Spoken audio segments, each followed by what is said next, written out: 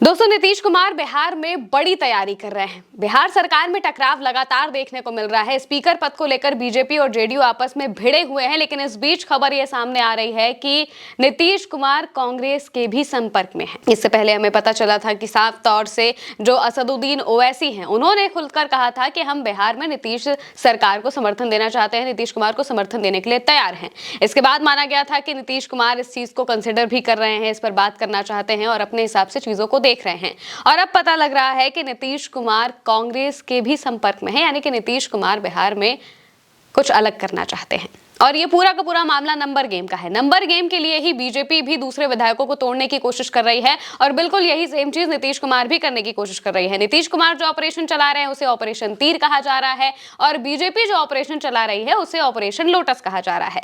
दरअसल बसपा के एक विधायक हैं, इकलौते विधायक है बिहार में, उनका ये कहना है कि उन तक लगातार जो पहुंचने की कोशिश की जा रही है और सीधे तौर पर बीएसपी ने ऐसा कहा था कि उनके विधायक को तोड़ने की कोशिश हो रही है। और ये कोशिश कौन कर रहा है? जाहिर है सत्ता पक्ष ही करेगा, बीजेपी या फिर जेडीयू। और कहा जा रहा है ये दोनों ही उनके संपर्क में बताए जा रहे हैं। अब ये भी खबरें सामने आ रही है कि जब ओवैसी खुले तौर पर सामने से समर्थन देते हैं नीतीश कुमार को, तो नीतीश कुमार को लगता है कि हाँ, कुछ तो हम कर सकते हैं, क्योंकि नीतीश कुमार इस वक्त काफी ज्यादा प्रेशर में हैं। नीतीश से पहली बार गृह विभाग छीना गया। इसके अलावा भी उनको जो विभाग दिए गए वो बहुत मजबूत विभाग नहीं थे। सीएम होने के बावजूद उनके पास सीएम जैसी ताकत नहीं है और इस वजह से नीतीश कुमार सिर्फ नाम के सीएम बनकर रह गए हैं और ये उन्हें मंजूर बिल्कुल भी नहीं है।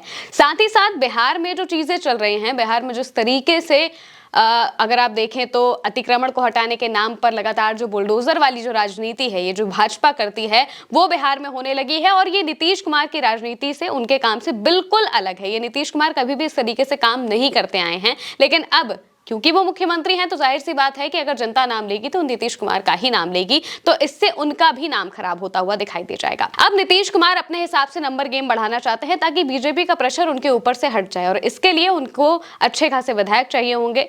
दरअसल नीतीश कुमार अभी मौजूदा वक्त में उनके पास 85 विधायक हैं और बीजेपी के पास 89 विधायक है और इसी वजह से इन 4 विधायकों के दम पर ही बीजेपी लगातार नीतीश कुमार पर प्रेशर बना लेती है। अब नीतीश कुमार चाहते हैं कि उनकी संख्या थोड़ी बढ़ जाए और इस संख्या के लिए वो कुछ भी कर सकते हैं और नीतीश कुमार ये पूरी कोशिश कर रहे हैं कि बिहार में किस तरह से उनके पास ये संख्या आ जाए। असदुद्दीन ओवैसी ने साफ तौर से कह दिया है कि हमारे जो 5 विधायक हैं, हम आपको समर्थन देने के लिए तैयार हैं, यानी कि ये 5 तो उनके पास आ जाते हैं, जिससे जो संख्या है वो 90 हो जाती है। अब अगर नीतीश कुमार के सिर्फ विधायकों को देखें तो नीतीश कुमार के 85 विधायक हैं और उन्हें करीब 30 या 37 के आसपास विधायकों की जरूरत पड़ेगी अगर उन्हें पर्टिकुलर बहुमत चाहिए तो।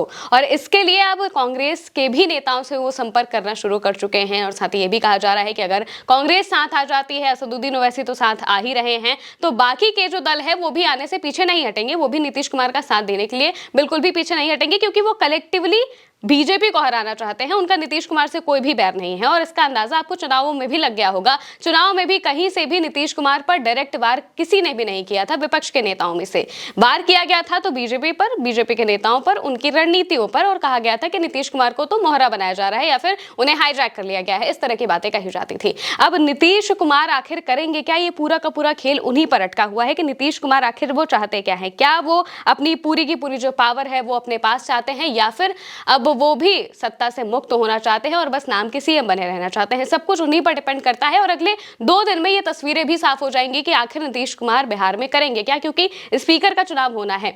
2 तारीख से बिहार में जो विधानसभा का सत्र है वो शुरू हो जाएगा और यहाँ फिर सत्र शुरू होने से पहले स्पीकर का चुनाव होना बहुत ज्यादा जरूरी है। स्पीकर जिसका होगा अगले 5 साल तक सरकार भी समझ लीजिए उसी की रहेगी।